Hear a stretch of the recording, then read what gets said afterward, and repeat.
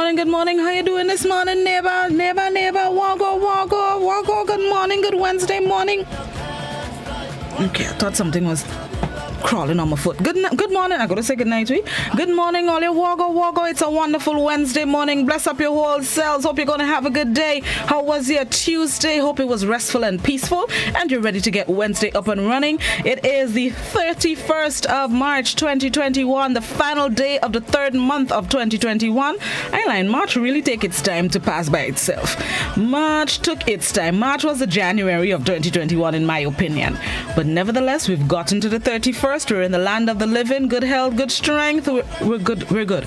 We are good. Good morning, everybody. All of you joining us on the GBN Grenada Broadcasting Network's Facebook page, the Grenada Broadcasting Network's YouTube channel, the website www.gbn.gd, GBN TV channel 7, 11, and 20. Good morning to the listeners of Classic 105.5, 105.9, Hot 98.5, 98.7, and all the viewers on Party Grenada and Go To Fet Facebook pages.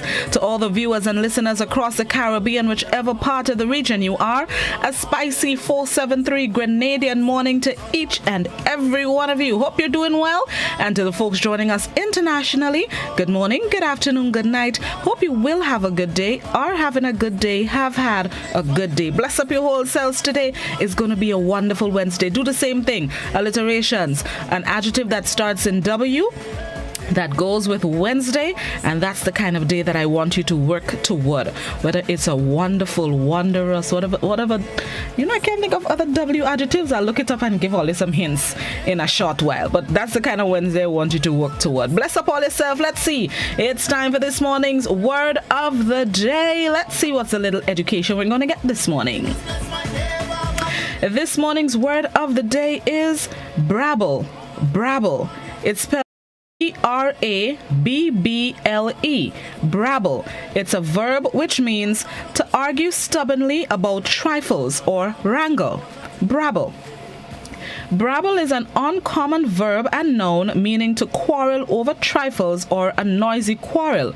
Its etymology is obscure, but most authorities think brabble comes from the Middle Dutch, which means to quarrel, stammer, or babble.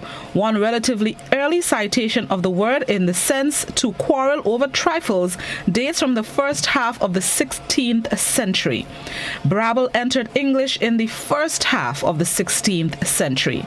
The word of the day this morning, B-R-A-B-B-L-E, brabble. It is a verb which means to argue stubbornly about trifles or to wrangle. An example of the use of the word: even in the monkish idleness of Cambridge, where there was more time to brabble in than ever, I knew before or since we saw ourselves as swords of change. Another example of the use of the word: they seldom meet upon the exchange or in the streets, but they brabble and quarrel. That's the word of the day this morning, B-R-A-B-B-L-E, brabble, a verb which means to argue stubbornly about trifles or to wrangle. The little petty quarrels, you're brabbling. Without ceasing, you're stubborn, you're brabbling. Brabble, that's the word of the day, B-R-A-B-B-L-E. Let's see what's the thought of the day today as you go about your wonderful. Let me go and look for more adjectives in W. But in the meantime, as you go about your Wednesday today, the thought that I want you to use today, as well as for as long as you can remember it: failures are only failures when we don't learn from them, because when we learn from them, they become lessons. Failures are only failures when we don't learn from them, because when we learn from them, they become lessons. Failure is when you don't try again. Failure is when you don't learn from your mistakes to know which corner to bend, which road to go straight, when to go up, when to go down, because the last time you tried it, it didn't turn out how you wanted it to. But you're trying again. Use it as a lesson, a building block, just a stumbling block, a push. It's not a failure. It's only a failure when you give up. Failures are only failures when you give up, when you don't try again. So failures can turn into lessons. The thought of the day: failures are only failures when we don't learn from them, because when we learn from them, they become lessons. All right, we're going to skip what is celebrated today and get right into some information. First up, I want to big up, bless up, hail up 473 strong, the national senior football team. The Spice Boys came out with a victory yesterday in their second game of the World Cup qualifiers. The match was played at the Grenada James Athletic Stadium. There was no audience there, but many of us joined in televisionically. Many of us joined them on television to witness this victory. Cedra Lewis was the goal scorer for Grenada, finding the back of the net in the 33rd minute. Bless up your whole self, Cedra. I would call him the hero of the game, being the goal scorer. Goals win matches. That's the theme in football, and Cedra answered the call. So bless up all yourself, bless up the whole team. It was a good showing last night. 1-0, Grenada defeated the U.S. Virgin Islands in the game yesterday. After losing the first game, they came back to win this one, picking up some well-needed 3 points in Group A, I believe it is we're in, or B. One of them grouping them. Either way, those 3 points will go a mighty long way. So congrats again to the Spice Boys. Congrats again to Cedra Lewis. Good showing last night. I am expecting to be joined by the head coach of the team, Mr. Michael Findlay, this morning in just about half an hour. So hopefully he'll be able to wake up following the celebrations last night, and we can hear from him what was the strategy for the game yesterday. So congrats once again to the Spice Boys. 1-0 defeating U.S. Virgin Islands last night at the Grenada James Athletic Stadium. Secondly, tonight, Prime Minister Dr. The Right Honourable Keith Mitchell is expected to deliver a national address tonight at 8 p.m. The address, according to a news release from government, the address will focus primarily on COVID-19 pandemic and other topical issues affecting the country. The broadcast is expected to be approximately 25 minutes long. The address is expected to be approximately 25 minutes long.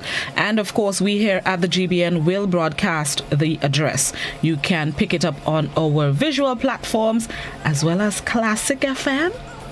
I say what I want at this point, but but we know there are a lot of people who would like to tune in to hear what the Prime Minister is saying as we continue to deal with the COVID-19 pandemic and its effects. So again, Prime Minister Dr. The Right Honourable Keith Mitchell will address the nation tonight, Wednesday, at 8 p.m. will be carried on GBN platforms. The address will focus primarily on the COVID-19 pandemic and other topical issues affecting the country. So be sure to tune in to hear from the nation's leader as we go forward. And that is all I have to share, I believe. Yes, that's all I have to share for now.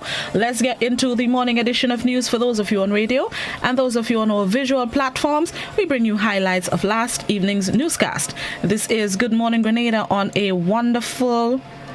I really can't think of another W adjective. I'll look it up. It's on my spirit. I'll look it up, but it's going to be a great Wednesday. Stick and stay. Good Morning Grenada. We'll be right back.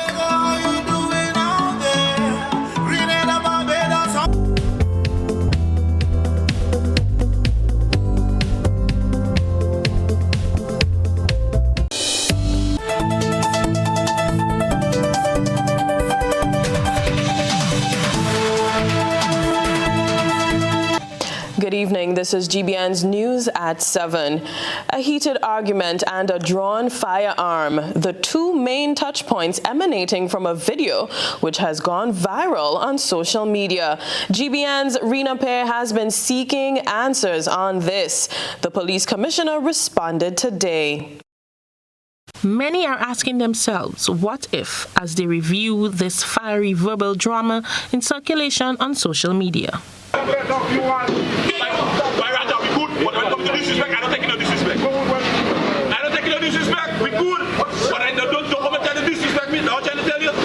I don't want to touch my vehicle. Don't hold it. Don't touch it. My rights. My rights, you don't touch my vehicle. Not your fight. One fight. Let me fight now. Treat up your yourself today, boy. Watch Wally. You can't shoot me. I don't have no weapon. You can't shoot me. I don't have no weapon. Why you can't shoot me? Reports are that the incident happened at Montrose in St. Patrick sometime over the weekend, but those details have not been confirmed. As many viewed the video of the policeman drawing his weapon while other officers present tried to calm him, they asked themselves, what if he did fire a shot from his licensed firearm issued by the Royal Grenada Police Force? Would the vehicle owner or driver been a dead man today? Many drew similarities to incidents at Guave and Fontenoy when two athletes were shot and injured by police in separate incidents which occurred several weeks apart. Commissioner of Police Edwin Martin told journalists today that he is aware of the situation and an inquiry has been launched. I do not want to speak without having all of the facts in the matter, but certainly looking at the video, there are concerns, and I have already directed that an investigation be carried out into what transpires in this particular case so we can treat with the issues appropriately. As members of the public review the video footage, many have urged the hierarchy of the RRGPF to take urgent steps to ensure that the lawmen exercise self-control even under pressure. For GBN News, I am Rina Pear reporting. Now, as mentioned in that story, Commissioner of Police Edwin Martin has promised a thorough investigation into the video involving the officer and the civilian. A heated exchange which resulted in the withdrawal and cocking of a gun. Joining us tonight to weigh in on this issue is attorney at law Jerry Edwin. Good evening, Mr. Edwin, and thank you for joining us. Pleasant good evening to you as well, Ms. Lashington. After looking at the footage and the level of tension, Mr. Edwin, do you think this was a potential community unrest in the making, similar to what we saw in Guave and Fontenoy? It certainly seemed as though, Ms. Lashington, it could have escalated to that level, unfortunately. But we must remember that in Guave, the victim there, the athlete, the footballer Jamal Charles, was shot in his home by the police. And in the case of the incident in Grand Mall, the young man there was actually fleeing from the police. I must say, though, that I am stunned by the level of restraint shown by the police officer in this case. I think that protocols have to be put in place when police, especially in the conduct of a search of a motor vehicle, allows a civilian to be within arm's length of police officers who are carrying out their duty. I don't want it to be mistaken. I hold no brief for any illegal and unwarranted conduct carried out by members of the Royal Grenada Police Force or any law enforcement officers. But the officers clearly, from what we have seen with our own eyes, failed to secure the scene. You cannot conduct a search of a motor vehicle and have the owner of that vehicle threatening you with bodily harm. From what I have seen, a civilian has invited a police officer to hand-to-hand combat. I mean, we are in a place where the law and protocol of lawmen should be firmly in place. The civilian surely should be made to understand what he is facing, why his vehicle is being searched. And after that, that civilian ought to be secured, especially where there are two policemen there, so one of them can do their work. I find, and I tell you, I am really surprised. Maybe our people do not know the law. They do not understand the right of policemen. If they determine that there are circumstances that permit a search of a vehicle, they make it clear to the owner of that vehicle, that person is supposed to stand aside and the officers do their work. Now, the video is quite interesting. I mean, I remember seeing the video for the first time when the gun was cocked. I definitely jumped because I didn't expect that to happen. Would you say that it's possible that police officers need anger management training and training in diffusing potentially explosive situations like this one? I think retraining of police officers is always a good thing. I think psychological tests of persons who should serve on the force before they are permitted to serve is also a good thing. But I think a civilian who approaches a policeman and invites him to a fight has placed himself in a very dangerous situation. I think the policeman showed tremendous restraint, that the policeman does not know what to expect. The civilian says, "Shoot me."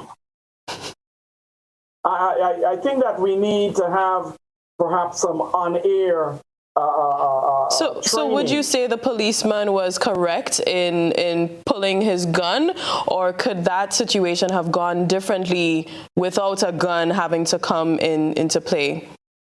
I think you would be surprised by my answer, maybe because I've also served in a military in the military, so I understand. I've served as a military policeman. I think when a civilian approaches a lawman and invites him for a fight, that lawman either runs away, and that's a dereliction of duty, or he does exactly what this policeman does. And as I said, I don't hold any brief.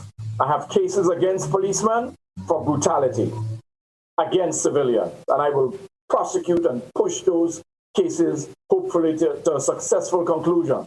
But a civilian cannot approach a policeman and invite him to a fight.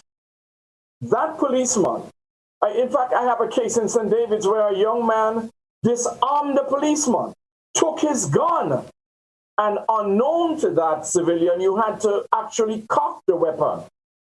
He did not. He pulled the trigger, pointing it at the policeman more than once. I think that this, from what I have seen, that policeman did exactly what any policeman should have done. In fact, he went further, and he did not fire his weapon. That clearly would have been above the pale. But he had to do something. A civilian is approaching you, and he's inviting you to a fight. You don't know what he may reach into his pocket for. In fact, I think what the policeman did was a defensive move. But I think we need to have some training for people, because I've seen the interaction between civilians and police, and I'm very worried that there's not respect on both sides. Policemen sometimes will just walk up to fellas on the block and just slap them and say, "Where's the marijuana?" Well, that's clearly an assault. And everyone who's hearing me, who's had this kind of thing done to them by a policeman, ought to go to the Superintendent Cohen's office and make a complaint, or go into any lawyer's office and we'll prosecute a case against the police. What we saw on this video is categorically different.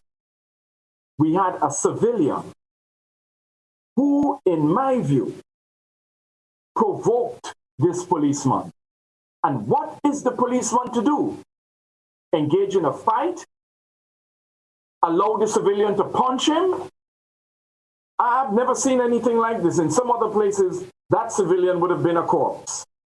Wow, so I just very interesting. That the police, the RGPF will get on the television, come on GBN, and educate the public about the way they should conduct themselves with police officers when they have to do their job. But from my view, and I know it's probably a surprise, I think this policeman showed tremendous restraint here. This is not the way that civilians ought to interact with lawmen. It's a very dangerous situation.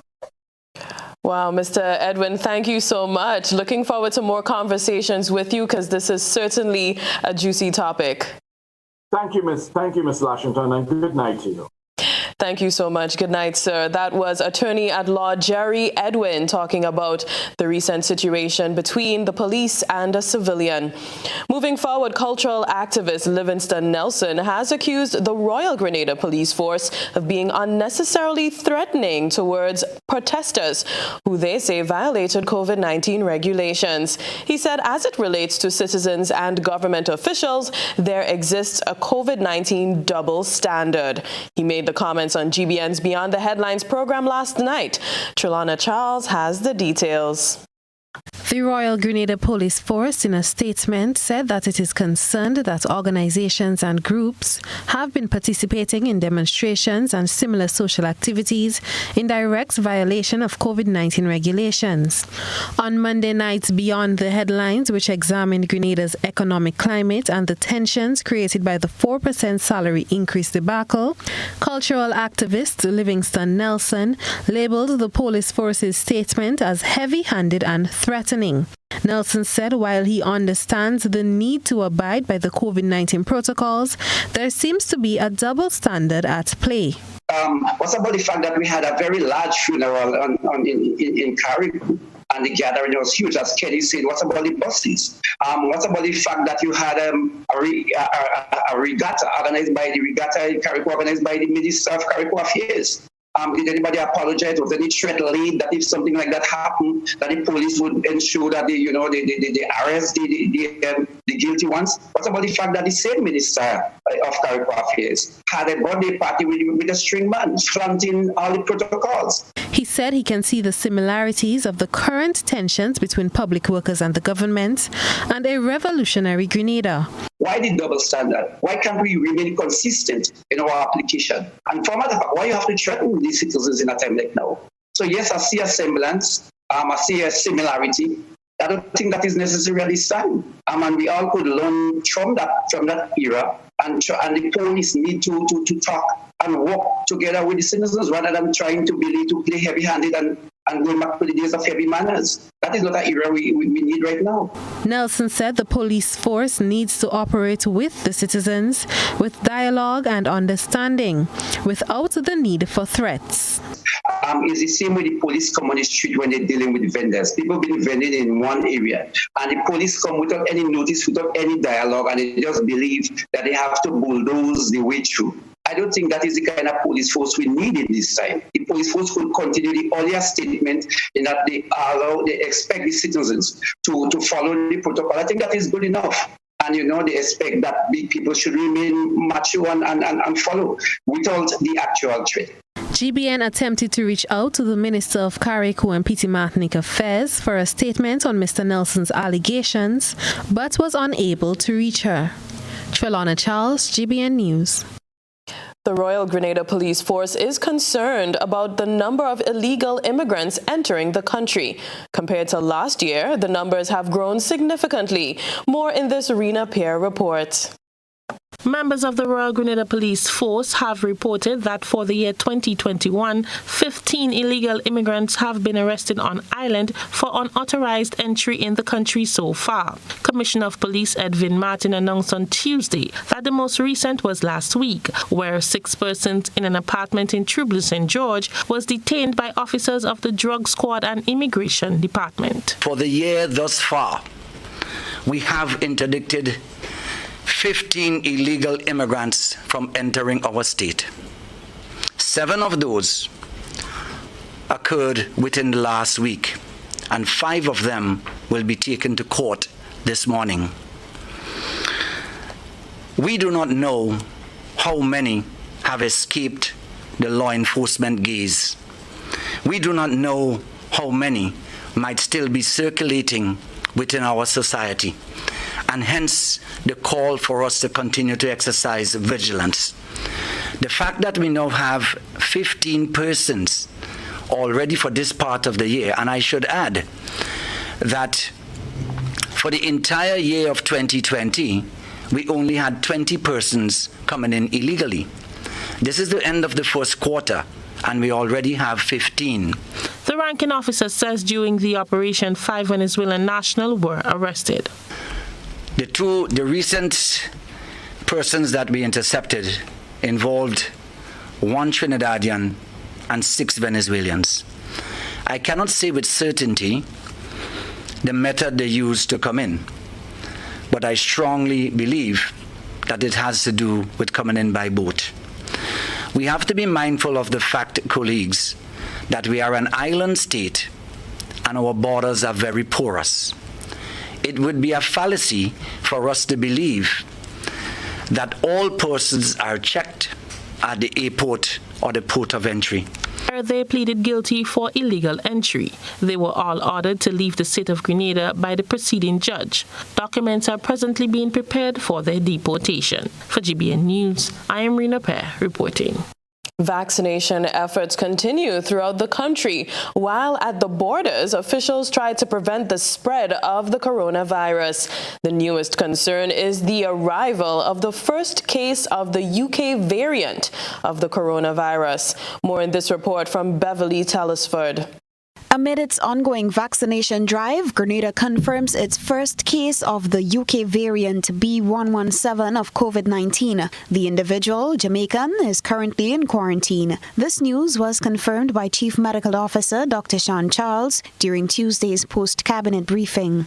This individual entered Grenada a few weeks ago, on the 8th, was tested according to our protocol on day 5 after arrival, and of course was confirmed positive with a high viral load.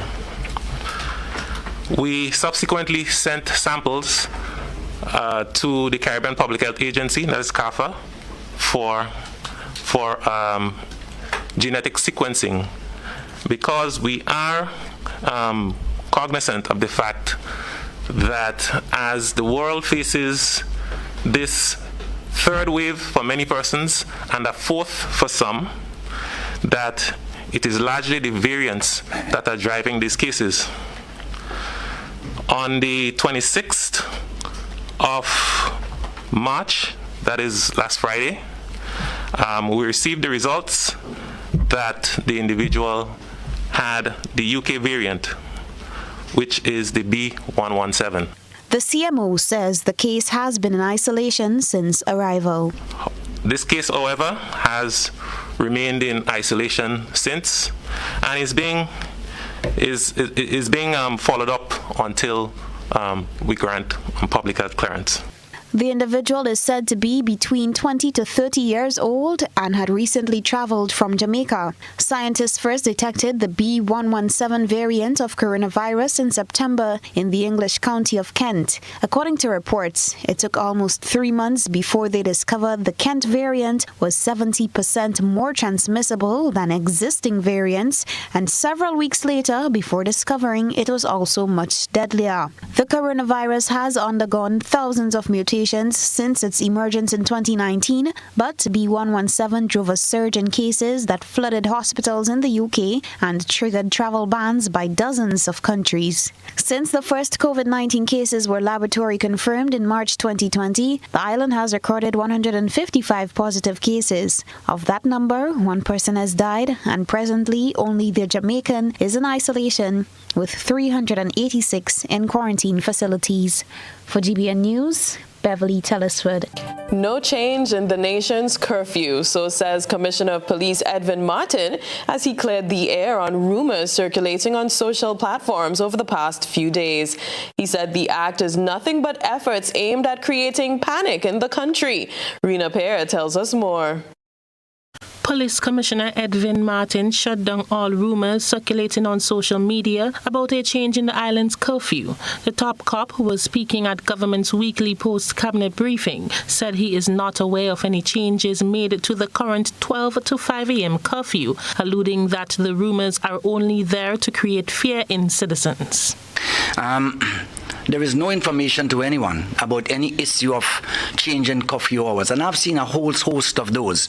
A lot of creativity was put into those issues, but certainly it only works against us, and it is not a good trend, because some people take this seriously, and it instills some measure of fear and apprehension in members of the public. So I want to call on us, please, to let us be more considerate in our actions. and use our talent to be more positive and progressive in the things we do. Commissioner Martin reminded Grenadians that they should only believe information coming from government websites and channels and not from social media. He also cautioned those who are fabricating reports to cease from their actions. To try to encourage those within our population that seems to take pleasure in spreading a lot of misinformation that scares the public and causes some unnecessary reaction. I think the individuals with those talent can put it to better use to encourage and guide individuals on what really is needed so that we continue to work together and collaborate to the best of our effort to definitely continue to fight this pandemic as we have been doing. Meanwhile, the members of the Royal Grenada Police Force are preparing for the Easter weekend as officers will be stationed in popular spots to enforce all COVID-19 protocols.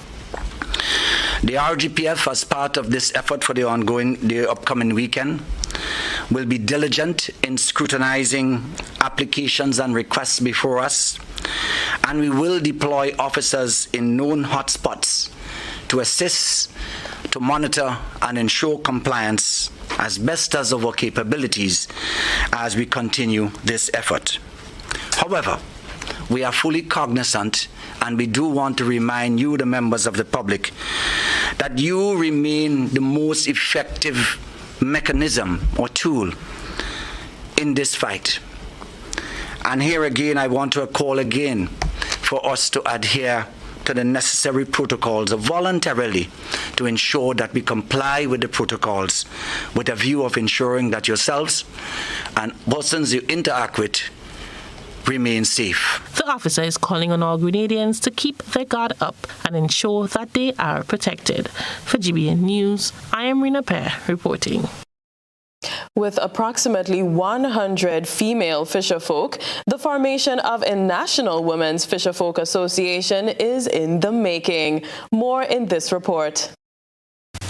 The association, according to a member of the Gulf Fishermen Cooperative Society, seeks to recognize the contribution made by females in a sector that is male-dominated. Though still in its formative stage, the project is expected to run for 1 year and 6 months. Cecil Marquez is a member of the Gulf Fishermen Cooperative Society Limited. During COVID time, that women played a very, very important part in sustainability, in being involved in the fishing sector, much more than men. The involvement of women has been overlooked. So the idea is to get them, form a group, a women's group in every parish, and then form a national women's fisherfolk organization.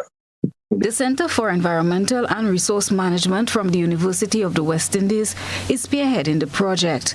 Marquez says they are hoping to make this the first national women's fisherfolk organization and, by extension, the first in the OECS. He described females in the industry as experts in the field.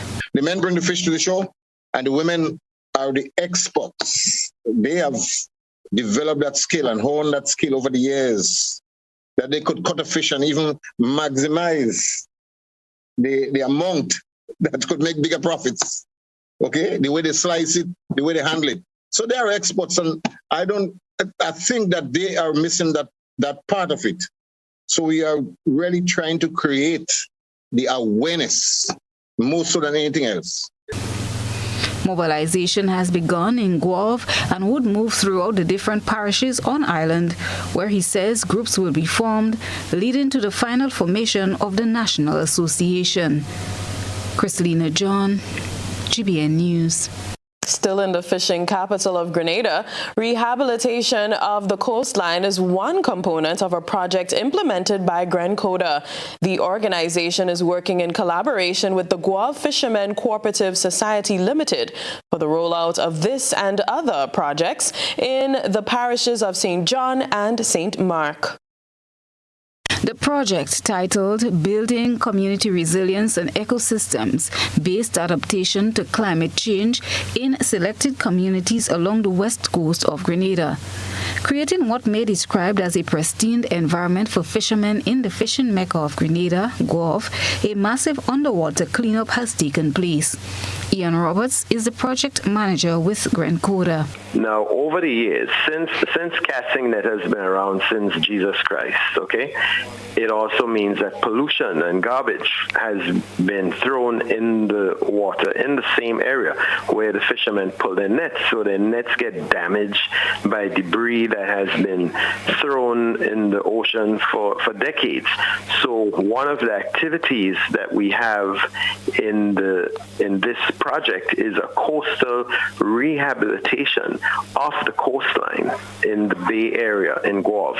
So in Guelph right now, we just underwent a major cleanup. Speaks on the watershed hotspots assessment, another aspect of the project which will see the assessment of 3 main rivers in St. John and St. Mark. In addition, we have another activity which is called a coral nursery and artificial reef and biorock installation, whereby we would be encouraging the growth of the natural environment and developing the marine ecosystem so that marine life can thrive. And then with the marine life being affected by what comes through the rivers, if we have pollution on land, we will have pollution in the marine ecosystem. So one of the other activities that we're doing is to identify what is called watershed hotspots, areas along the river where they're probably dumping garbage. Maybe people have pig pens too close to the river, so the waste is going in the river, so the people downstream think they're getting clean water, and they may not. And then we have what is called a riparian zone assessment and rehabilitation, whereby we're not just doing the assessment to determine what is wrong, but we're following up with the rehabilitation and education of the people that live on the banks of the river. The project officially started in 2020, but was put on hold through the COVID-19 pandemic. This is a project of the Caribbean Biodiversity Fund, co-financed by the International Climate Initiative, the IKI, of the German Federal Ministry for Environment, Nature Conservation and Nuclear Safety through KfW. Christina John, GBN News. Get Rubigas! Get cooking! Rubigas, clean, safe, and reliable LPG is the perfect solution for your commercial and everyday needs. For cooking at home or barbecuing, choose Rubigas LPG cylinders. Available in a variety of sizes from 20 to 100 pound cylinders. Rubigas LPG, clean, safe, reliable. Are you cooking with Rubigas? Get Rubis, get going. How going on, boy? Hey, good old things. Hey, Daisy. Yeah. Boy, in line, boy. Your house looking a real good day. Boy, it's thanks to the hard-working and professional staff at the Housing Authority of Grenada. They handled me real nice. They did my plan, they did the construction, and I didn't even have to worry about a thing. They were there with me every step of it, supervising the job, asking me about my concerns, giving me feedback as the house took shape. They were there from start to finish, and even put the keys in the palm of my hand. I give them an A++ for customer service. Oh, it's people from housing bad, boy. Boy, not bad. Excellent. If you're thinking about constructing your home, why not consult the Housing Authority of Grenada? You could visit them right down in the Sandino complex, or give them a call, 440-1015 or 440-1016. Or check out their website, hag473.com. They go handle you. They go jog your blocks, they go draw your plan, they go tote your materials. Hey man, where you going? The Housing Authority of Grenada is your choice for affordable housing and a stress-free construction experience. Running low on groceries? Why not visit realvalueiga.com and experience our new online shopping platform? Place your order, then go out and enjoy your day to spend more time with friends and family.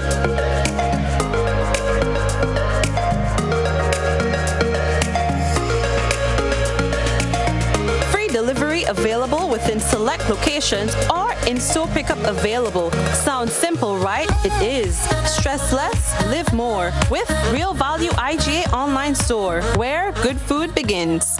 Do you know what time it is? You guessed right, it's detox time again at Nirvana Natural Health Clinic, Detox Center and Natural Health Store. Purchase our 7-day cleansing pack for only $500. Includes everything you need for a complete total body cleanse. Cleanse your blood, kidney, liver, and colon. This cleanse will help you lighten up and get rid of the excess. Also available are our special product detox combo pack for only $100. Try our single detox products starting from $40. Check us out now. Belmont St. George's, close to the Fall Edge area, or call us on 231-6642, 449-7753, or 418-7115. Nirvana Natural Health Clinic, Detox Center, and Natural Health Store. Detox, your way to health.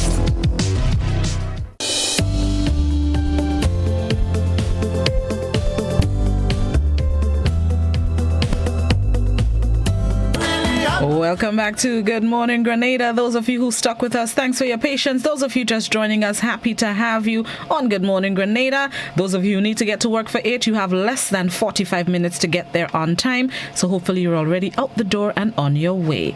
All right, let's get into this morning's discussion. I have joining me virtually is the head coach of the winning Spice Boys. Mr. Michael Findlay is our guest this morning. Good morning, Coach Findlay. How are you, sir? Very good. Thank you very much. And good morning, Grenada. Thank you very much for joining us. I know it was a hectic night for you, coming out of a victory last night and getting up early this morning to accommodate. So I appreciate it. So tell me about the game yesterday. U.S. Virgin Islands, we came out with a victory 1-0. Cedra Lewis, our goal scorer. What was the plan for this match, the second of the qualifiers? Well, yeah, thanks for having me. Yes, first and foremost, as I always say, we enter and play football matches for one specific reason, and that's to win. And it's always nice to win. It's obviously very nice to win at this moment in time, specifically at home. And I'm very pleased to see the first victory at home for myself since I've joined the GFA and these players.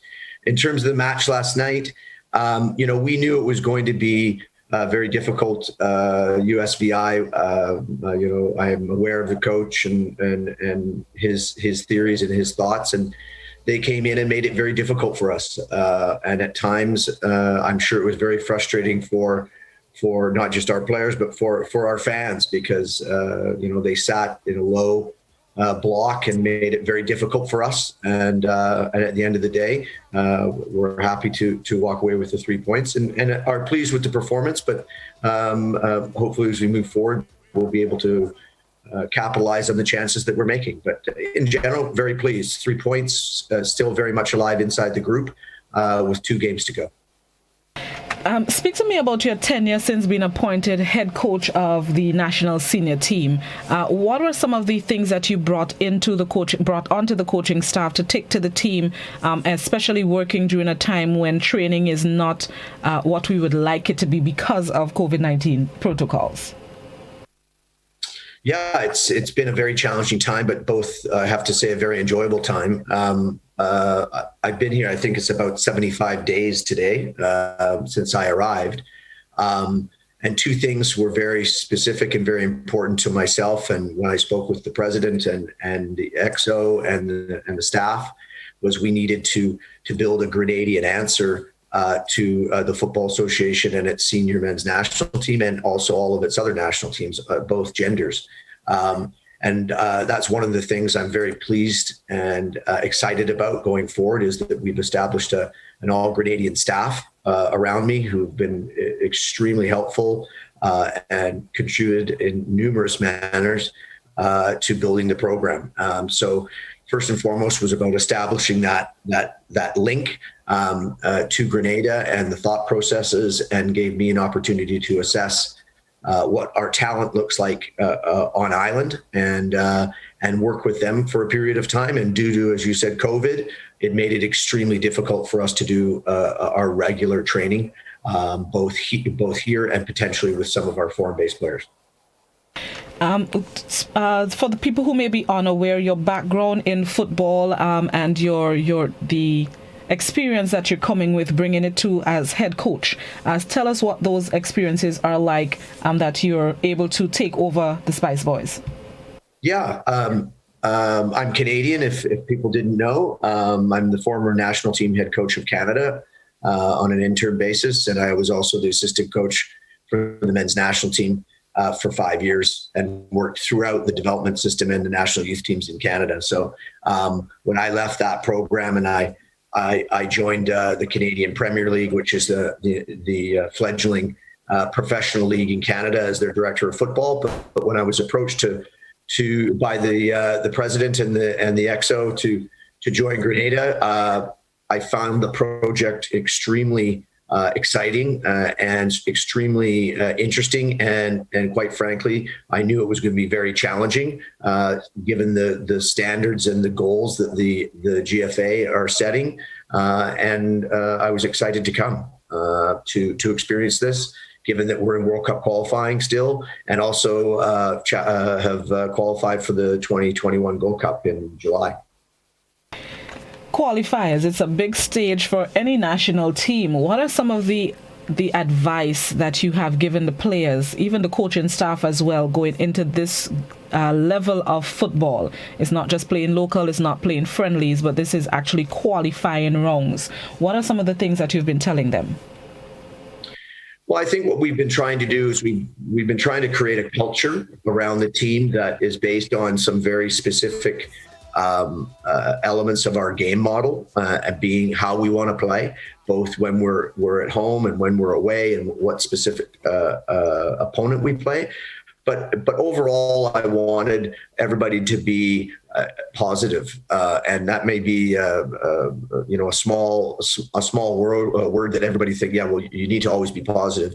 But when you're working at this level and in World Cup qualifying and playing against the players that we were playing against over the last 2 games, you have to find yourself and find your mind to be optimistic and be able to be the protagonist in playing football. I see this group as being very front foot in football, we call it, very aggressive, both with and without the ball. And I want them to live that themselves. But I also wanted to teach them and the staff about the intricacies about international football, and that how hard it is, and how we must look to commit to a process, both individually and as a group. So that all comes under the umbrella of the culture of the team and the environment that we're existing in. And I think that is probably the main things that I've been trying to instill in them, and that they are part of a group of people on the globe, which is not that big. They're in World Cup qualifying, and there's only 200 plus teams in the world who are doing this, and they're part of them. And so that's a big deal, and they should embrace that. The first game against El Salvador, unfortunately, we didn't come out with a victory, losing 2-0. But even though, I still feel like there could have been lessons from that game that you and the team can take, or did take, into the game yesterday. What were some of the biggest lessons coming out of that match against El Salvador, seeing the team in competition stage, in competition mode, that you were able to adjust for yesterday's game against USVI? Yeah, I mean, the game against El Salvador was always going to be challenging, no matter who was on the pitch. The number 6 ranked team in CONCACAF and have been pushing against that top group for many years. But in terms of what we learned, I think we learned a little bit about our depth in the squad. I think we learned about the ability for them to take in information and apply it in a high pressure situation, which we had in San Salvador. We also found a way to work within a difficult environment and follow a tactical plan, because that's what we had put in place. We knew we were going to struggle physically because of the lack of training and the lack of competitive match play due to COVID. We also were without 2 of our key players in 2 key positions due to due to injury and also due to personal circumstances and travel restrictions because of COVID. So we had to look to this group and say, would you be able to rise to the occasion? And I was very pleased with their performance. I was not pleased with the result, obviously, and unfortunately, the errors that we had cost us. But we did create chances, and we did play within our plan. And I think we were actually unlucky not to come away with some form of result. But given the circumstances and the first time I'd seen the team in a competitive match situation, I was pleased. I know this conversation goes back long before you've been appointed head coach, but there's always been this debate locally about the combination of overseas-based players with the local guys or the guys based here at home. Coming from the head coach's perspective, how well do you think it works that we're able to combine the talent based here with the talent that we have overseas, and how well it works for what we can do out there on the field? Yeah, there's no doubt, and Grenada is not alone. This happens all over the world because the game has expanded and is so global now that there's vast amounts of players playing club football around the world in different environments, and then they return back to their native country to play or play in another country for their native country in competition. So it is always a technical staff's biggest challenge, trying to mesh people together very quickly. And this is why it's very important for us to make sure that the base that we work on within the domestic product here in Grenada is at the highest degree. So when you do bring a player playing professional club football on day in, day out, against some of the best players in the world and professional players full time, that they're at least at that position that they can meld with them from a mentality point of view. And that's what's going to be our goal. I've said from the very beginning, long term, we still need a Grenadian answer. Now, will that Grenadian answer be the team is 100% located on Grenada? I don't think that's realistic based on what world football is about. And if we can get our players into the best possible environments around the world, that can only be good for the game, not just for the national team, but for the game as a participatory environment on island. We want our children to be active, and we want them to aspire to be better, and we want to aspire them to be playing at the highest level they can, wherever that may be. And then it's up to a national teams group to work on that environment, work on that culture, to make sure that they at least have the same mentality. They may not be in the same competitive environment, but they have the same mentality.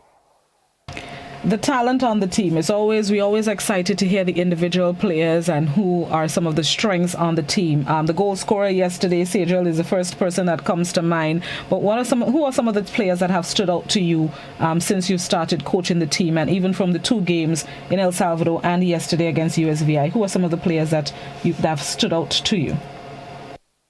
Well, it's always an interesting question, and I'm not trying to dodge it. But I have to say I've been very pleased with the entire group. That's what international football and building a team is that you don't necessarily build it around one individual, because then that individual will be targeted by an opponent in terms of tactical play. And we need to more look at how we play the game as a team. And I think what has impressed me has been just their interest in wanting to get better. There's no doubt, when you see a goal scorer like Sidra last night, who came to me afterwards and was like, hey coach, I wish I'd scored more. And I said to him, look, Sidra, the best news is you were in the position to score. If you weren't in the position to score, I'd be worried, but he was there. And that can be said of a number of the players in terms of opportunities last night. But overall, I'd like to say that I've been impressed with the team that we've put together on island here. It's a very early part of our process. This is a long-term plan. The president and the GFA has made it very clear that, we're not in a sprint right now. We're in a marathon, and we want to be able to build slowly towards ultimately building the game, and that we are going to be competitive in the top 10 of CONCACAF.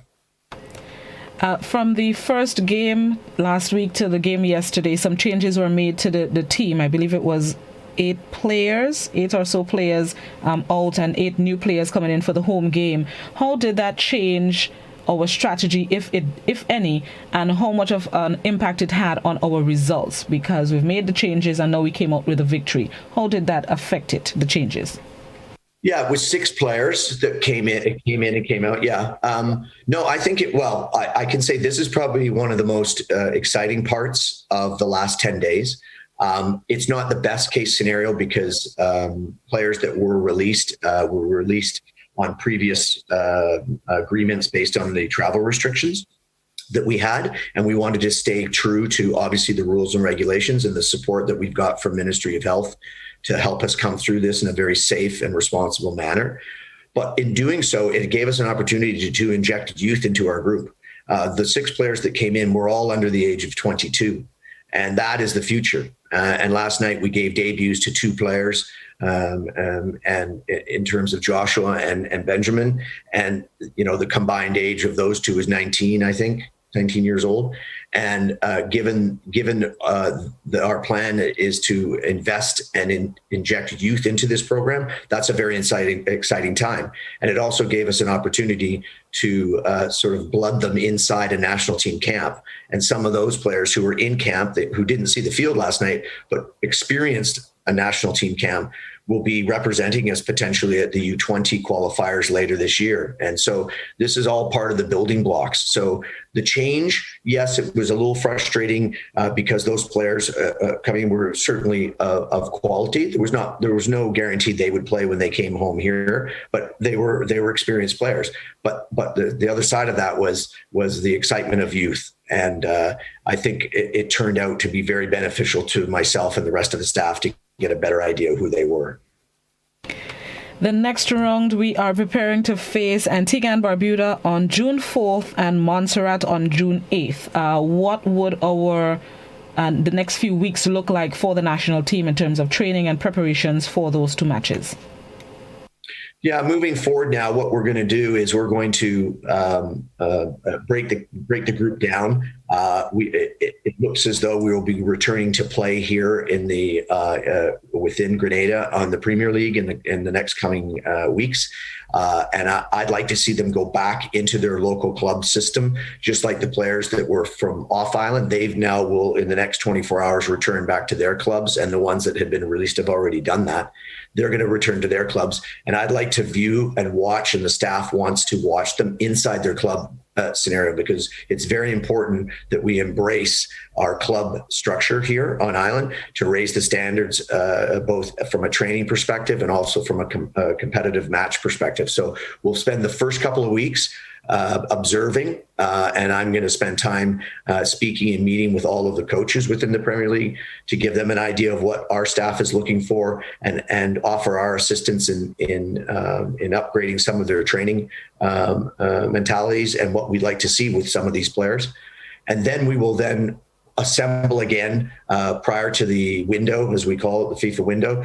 We'll assemble the domestic group and start working again. And then we'll, once we get a good idea exactly where we are, we'll mold the group again to go against Antigua Barbuda.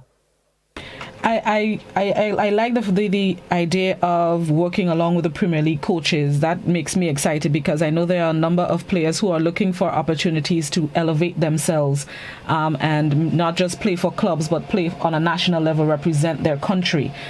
What are the chances, possibilities of recruiting, scouting, looking on at these Premier League players and actually pinpointing who are some of the potential talents that can make it nationally? Is that part of the plan as well for the coaching staff? 100%. And that's what my initial plan coming in when I arrived on island after going through my required quarantining was to use our Grenadian-based staff, the experience that we have in the staff. And all of the staff members that I'm working with now technically are all ex-national team players of Grenada. So they bring great experience and knowledge of the game, and most importantly, knowledge of the Grenadian-based players. So from my perspective, we brought in our first group to get a good assessment of it. Now I have a good idea of where the baseline is, and now we will go and look heavily inside the Premier League to look at our domestic product, to compare them against the ones we were working with in the last couple of weeks, because there's obviously going to be other players that are existing in the Premier League that show the same potential and the same drive, and now the Premier League will give us an opportunity to see those. So you could envision changes if those players meet the standard required that has been set with the ones that we've been working with already. As well as youngsters, how I know there are different departments, different coaches and management for the different areas of football, female youngsters and so, but coming from the head coach of the senior team, what sort of advice would you give to young players, our young boys, our young girls, our national senior girls teams? What kind of advice can you give to these players as they continue to fall in love with the sport and play? Well, first of all, I think, I'm never going to turn away from the fact that I think this is the greatest game in the world. I think this game provides youth an enormous opportunity to grow, both from an athletic point of view, but also from a human point of view. The ball does not differentiate between people. It's a ball and everybody can play with it. So you're able to cross over numerous boundaries. And interact with people, interact with friends, with family, genders, all of it. So for me, the choosing of football as your primary activity is a fantastic choice. And then you start to specify when you get older. But, I want them to start thinking of the opportunities that the game may present to them. And in doing so, they need to take responsibility of their own environment. It's very hard when you're dealing with football at the level that we have here in Grenada. We have a great amount of potential and talent, but we're working on infrastructure, and you need to do a lot of this activity on your own. So advice to all the younger players is to take responsibility of your own physical conditioning, take the responsibility for the environment that you live in, the choices that you make, and go and enjoy the game, and make sure that you commit to a process of learning and growing. And the coaches that you will be interacting with, which there's a number within Grenada that obviously have shown great commitment and sacrifice to wanting to do things right and make the game better. So take that advice and get ready, because the game's going to grow on both sides of the gender belt and the opportunity. And you're going to see more football, you're going to see more opportunity, which can only be great for not just themselves, but Canadian football in general. And as we close, Coach Findlay, what are your plans, expectations as you lead the national senior men's football team going forward? What are your expectations and hopes? Well, my hope is that we continue to grow. I said to the players after the game, as I said, I think it was probably incredibly frustrating at times last night. Because there was opportunities that it created, and the scoreline may have been different. But again, and certainly for the fans too, I'm sure it was quite frustrating. But my whole process is long term, and so we're trying to build, as I say, a game model and a methodology to the way that we're doing it. So my hope is that we continue to grow and continue to see success. What's going to happen, from my perspective, from an expectation, is we continue to win. And that's what national team football is about. So we look forward to kicking off the next game and taking, as I say to the players all the time, the game comes in sections. You can't look at it without breaking it down and saying, we take one step at a time, we take one half at a time, we take one game at a time, and we take one moment at a time. So it's all about growth. It's all about moving forward, and we have to have some patience with that and continue to invest in our team, both from a human perspective and a support perspective. And we hope for better days and some great victories coming forward. And I know the team has been in a bubble for the 2 games. The bubble ends today and regroups end of May or so? Yeah, the bubble actually doesn't end today because the team has to follow the Ministry of Health guidelines, so they'll still remain together here for the next couple of days. To be honest, I don't know what the exact day is, but we are following all of the guidelines that have been set out, both by Ministry of Health, by the GFA, by CONCACAF. And that's something I'm very proud of the entire group, our management group, the GFA staff, and my team, and also the players, is that we've kept ourselves locked down as required, and we've treated this very seriously, and we followed all the guidelines, and it's been very successful so far. So that's something we need to give credit to all the staff and all the players over this very difficult period. Great. Thank you so much, Coach Findlay. Enjoyed this conversation. It was very insightful. And congrats again on the victory last night. Give the boys all our best, and we'll speak again as the next two games come closer. I look forward to it, and thank you. And I'd like to say so far, thank you to everybody on the island who's been very supportive and very helpful to me, being new to the community. So thank you again, and we look forward to our next games. Great. Thank you so much. Congrats again. Have a good one. All right. Okay, bye-bye now. Bye-bye. Head coach of the national senior men's football team, Mr. Michael Findlay. Thank him so much. Congrats again to the Spice Boys, defeating the U.S. Virgin Islands 1-0 yesterday in the second game of the qualifiers. The goal scored by Cedra Lewis in the 33rd minute. Let's hope the winning streak continues when they face the next two games, Antigua and Barbuda on June 4th and Montserrat on June 8th. Both matches will be played at the Karani James Athletic Stadium once again. Hopefully this time we can go in the stadium and make some noise. Let's hope everything remains the same and we can go with our drums and horns in the stadium in June. Let's take a quick break, and when we come back, we link up with Just School Media for this morning's Traffic Cam. Good morning, Grenada. We'll be right back.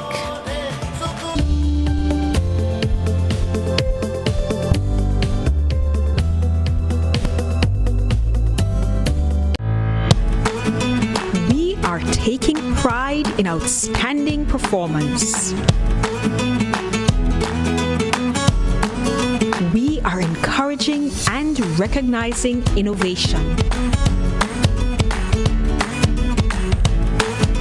We are committed to continuously doing things better, with enhanced services coming soon. Yes, we are here for you. Check us out today for your financial need.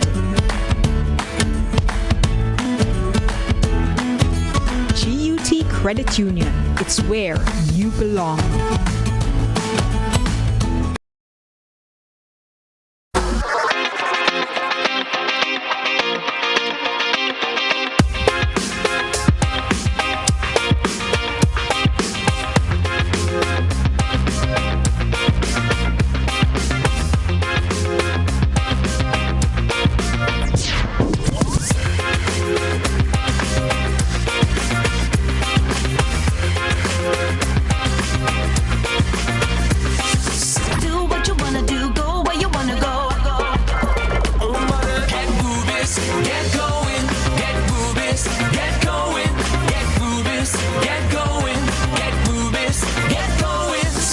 Ultratech gasoline and diesel, available only at Rubis stations.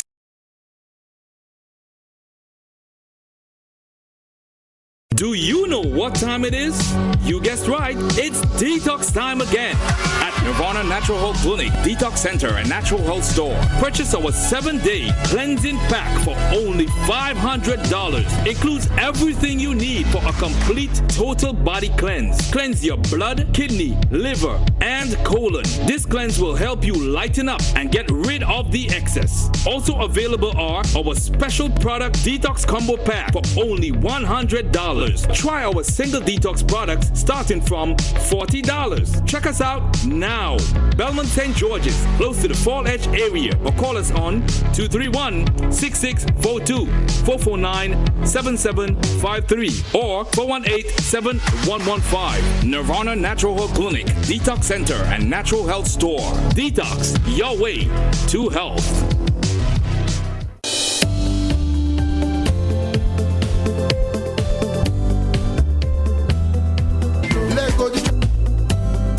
Welcome back to Good Morning Grenada. It's now time to join with Just School Media for this morning's Traffic Cam, a collaboration between GBN and Just School. And this morning he is at the Sugar Mill going down the Mall Bishop Highway. Hear what the traffic is like this outside. Is Traffic Cam.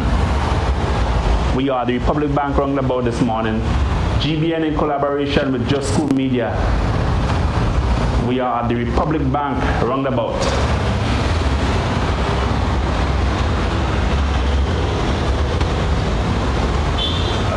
flow of traffic from all directions, coming up the Morris Bishop Highway, going down the Morris Bishop Highway, coming from Grandance or from the Wall Street direction, a smooth flow of traffic.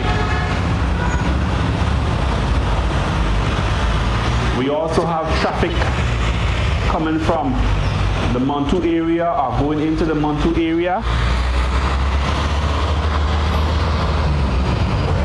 That's the road to go into Montu.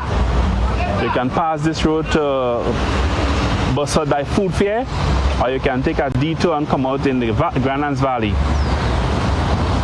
And then we have this road here coming from Mount Hartman. You have vehicles, a lot of vehicles coming from Mount Hartman or from Lansapine to come down on the Republic Bank roundabout. But it's a smooth flow of traffic, no congestion this morning so far, as people traverse to work and school on this, the last Wednesday in the month of March.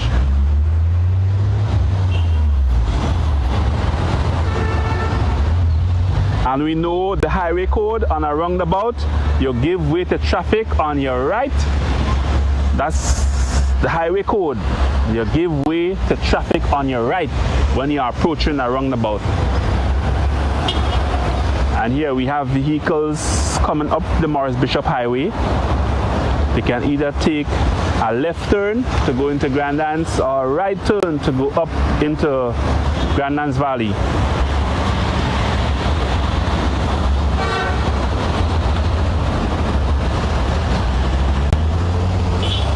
So there's a smooth flow of traffic down at the Republic House roundabout.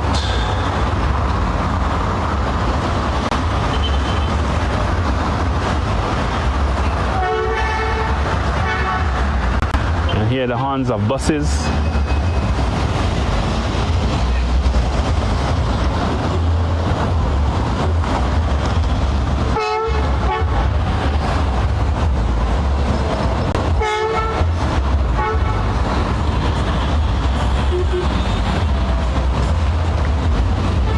A smooth flow of traffic down in the south, the Republic Bank roundabout this morning.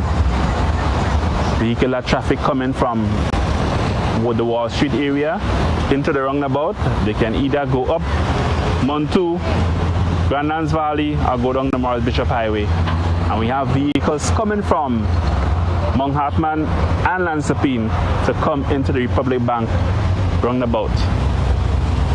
But there's a smooth flow of traffic. The road is wet, so motorists are asked to exercise caution. Caution on the road is wet, so you're advised to exercise caution. Also, I'd like to encourage all drivers to make sure the proper disposal of garbage from your vehicle. Do not, neither your passengers, allow them to throw garbage outside of the vehicle, moving vehicle. We are responsible to keep our nations clean. So proper disposal of garbage is very key to keeping our nation and the environment clean.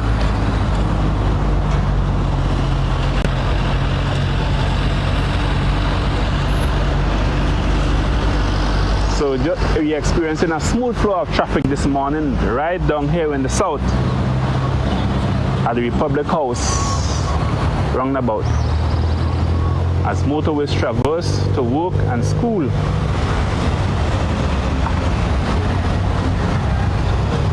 So wherever you're tuning in from, welcome to the Isle of Spice, the beautiful Grenada, on this, the final day in the month of March. And we head into April.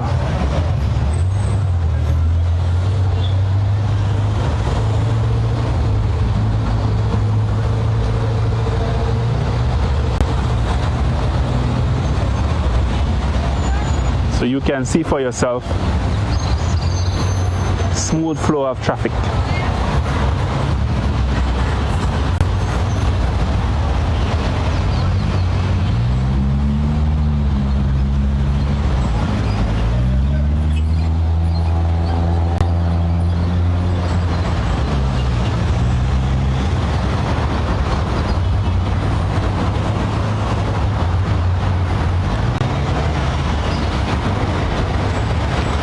So as motorists travel to work and school, from the south, we are at the Republic Bank roundabout. Smooth flow of traffic this morning. Smooth flow of traffic, just urging motorists to take their time because the road is wet.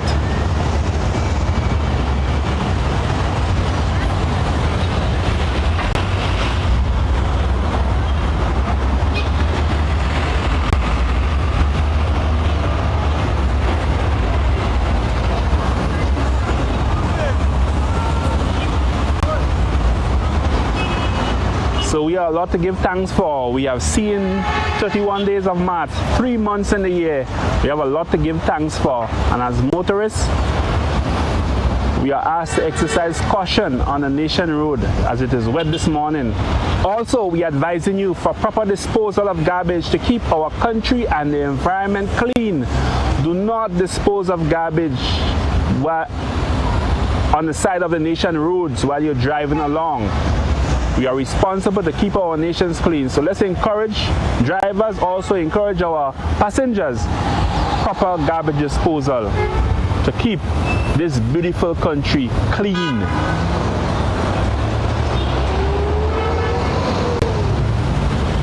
So we are looking directly at down the Morris Bishop Highway as vehicles go down on the left and comes up on the right.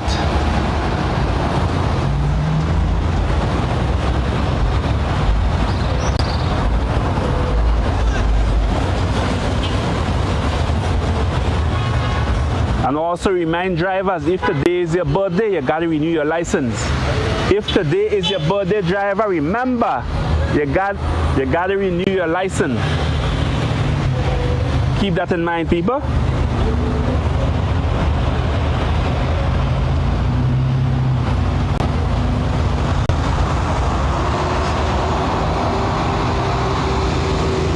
And we have Easter weekend coming up. Whatever you plan to do for the Easter weekend, remember to be safe. Safety first. Also, remember to give God thanks. That's the time we remember that God sent His Son. He died on the cross and He rose again to give us life.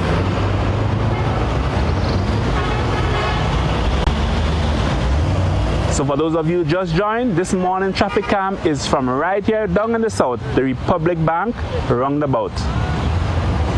And we see there's a smooth flow of traffic, no congestion this morning. Smooth flow of traffic coming up, going up and down the Morris Bishop Highway. Smooth flow of traffic coming from the Wall Street direction.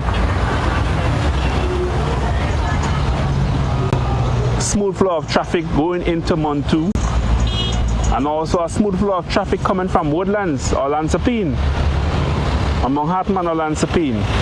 So we see the smooth flow of traffic this morning. We also have some loners on the road. So also drivers also be cautious. Look out, because remember you one time was a learner. So exercise patience as you see the learners on the road this morning. Exercise patience. Because we all had been through that process of learning to drive. So we are asked to exercise patience as you meet up with learners on the road this morning. But this is one of the major area which you're learning to drive in St. George's. You use the Grand Dance area to do your drive-in. So this morning I would like to say thank you for choosing GBN. And we look forward to much more in the month of April. As we end the month of March, look forward to a lot more. And I say a special good morning to all my Just Schoolers. You know, we had a wonderful time in Carriacou, Petite Martinique and Sandy Island. And we have a wonderful time to come in St. Patrick's, the 10th and the 11th of April. It's a 2-day weekend adventure in the parish of St. Patrick's, April 10th and 11th.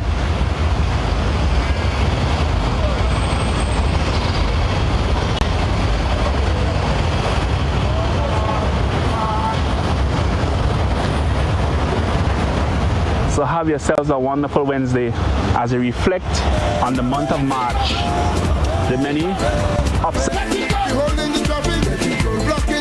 Thank you. Thank you so much to Just School Media for this morning's traffic cam in the south of the island. It's heavy traffic, but it's flowing smoothly. I can tell you that much. So even if you're stuck behind some vehicles, rest assured that from what I'm seeing from the footage from Junior, the traffic is flowing smoothly. There are no traffic jams, just a lot of traffic. It's dense, so be careful on the nation's roads. Whether you're driving or you're walking, be careful. You never know what will happen. Things have a way of happening. So set up all yourself right. Smooth flow of traffic in the south of the island. Dense traffic, but smooth traffic all the same. Thank you once again. Every Monday and Wednesday, 7:45 a.m., GBN links up with the Just School Media for Traffic Cam. Thank him so much. And now let's get ready for the 8 a.m. newscast by the BBC. Somebody on the WhatsApp was inquiring about the sites for vaccinations today. So I'm just going to share the information. It was earlier this week the Ministry of Health advised that there was a pop-up clinic at Lamaki Complex, but a note this morning said that there is no pop-up at Lamaki Complex. Instead, the vaccination sites for the week, today, tomorrow, please the Lord at least, remains at the National Athletic Stadium, as well as your health facilities across the island. Most, if not all, health clinics are vaccination sites. You just need to call your health clinic to book an appointment or call the stadium to book an appointment, because remember, it needs to be in groups of 10 because when it is opened, 10 doses are in it and they can't put it back for later. It'll spoil, layman terms. So there has to be at least 10 people there for them to open a new vaccine vial. So call to book an appointment. They'll let you know when they've gotten the 10 numbers and they'll let you know when you can come in to get your vaccination shot. So those of you who are still thinking about it, call your nearest health clinic to book an appointment if you want to get your vaccine shot. Again, the sites are health clinics and the athletic stadium. Today and tomorrow, please the Lord, 9 a.m. to 2 p.m. That's for this week, for the person inquiring on the WhatsApp. All right, it is now 2.5 minutes on to 8 o'clock. Let's get ready for the BBC's 8 a.m. newscast. Have yourselves a safe and productive Wednesday. Hold on, I got some W's. Have yourself a wealthy Wednesday, a well-established, well-behaved Wednesday. All behave all yourself. A weighty Wednesday, a wellyful, producing happiness or prosperity. WELEFUL. That's the kind of Wednesday I wish on you. It's either pronounced wellful or wellyful, one in the two, but it's the spelling that's important. WELEFUL Wednesday. That's what I want for all of you, producing happiness or prosperity or a blessed Wednesday. Have yourselves a good one, everybody. Bye. Let's join the BBC for the 8 a.m. newscast.